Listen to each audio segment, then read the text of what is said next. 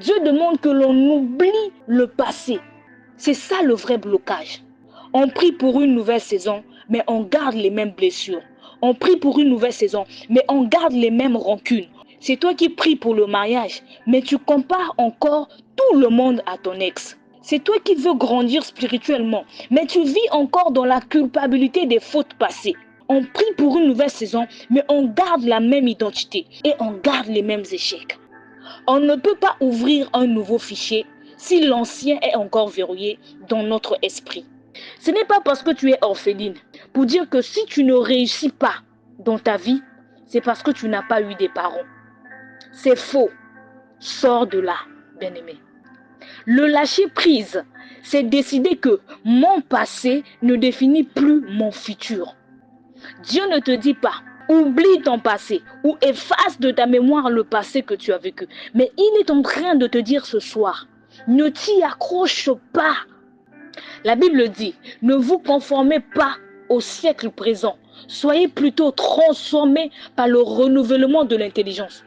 Et moi, je vous dis ce soir, ne vous conformez pas aux erreurs passées. Soyez plutôt renouvelés, transformés par la définition de votre futur. Est-ce que je parle à quelqu'un ce soir? Dieu ne dit pas efface ta mémoire. Il dit cesse de t'y accrocher. En fait, ce que Dieu veut dire, c'est que vous êtes attachés à hier.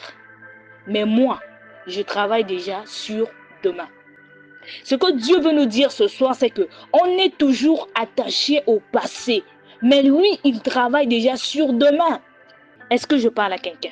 Je voudrais dire à quelqu'un, le problème n'est pas que Dieu ne fait rien. Non, le problème, c'est qu'on a pour habitude de regarder derrière.